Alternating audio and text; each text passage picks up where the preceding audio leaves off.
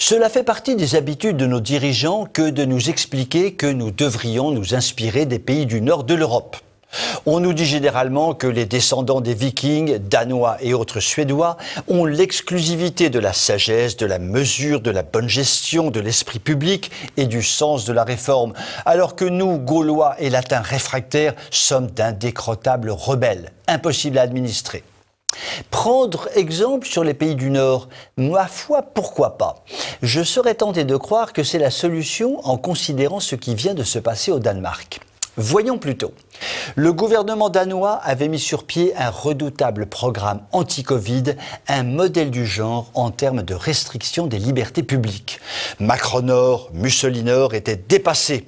Le projet de loi prévoyait que le ministère de la Santé puisse classer comme maladie socialement critique, je vous laisse goûter cette formule au délicieux parfum de dictature marxiste, un tel classement devant permettre aux autorités de prendre tout un ensemble de dispositions outrepassant largement le cadre législatif habituel. Au menu, examen médical et hospitalisation forcée des personnes supposées infectées, vaccination de force de groupes de population prédéterminés, possibilité pour les opposants d'être arrêtés et détenus préventivement, et oui, le tout sans l'accord du Parlement, sinon ça ne serait pas drôle. Bigre de bougre, Christophe Barbier, inféodé comme jamais à la Macronie en marche vers la dictature, en rêve déjà la nuit, lui qui rêve d'interdire de sortie de restaurants et de cinéma ceux qui auraient refusé la picouse étatique. Revenons à nos blonds vikings. Sous des dehors apparemment imperturbables et patients, ils ne s'en laissent pas compter. Les Danois ont décidé de ne pas se laisser faire.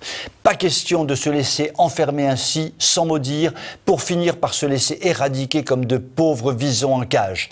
Pendant 9 jours, sans interruption, avec persévérance, ils ont manifesté à Copenhague devant le Parlement et ils ont courageusement obtenu que le gouvernement revienne sur ce projet de loi profondément autoritaire et totalitaire. Chapeau bas, messieurs les blonds vikings et mesdames les blondes vikingesses, vous nous avez donné la preuve qu'avec un peu de détermination et de force de conviction, l'on peut obtenir de beaux résultats pourvu que l'on ne se couche pas dans la soumission, mais au contraire, que l'on se dresse debout avec détermination. Cela dit, il faut se garder de vendre la peau du caribou avant de l'avoir tué.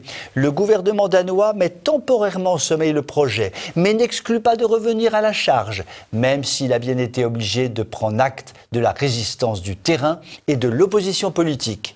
Nos Vikings restent donc prudents et nous devons l'être aussi, car si la dramatique loi danoise est pour le moment jetée à la poubelle, elle pourrait donner des idées à Macronor Mussolinimus.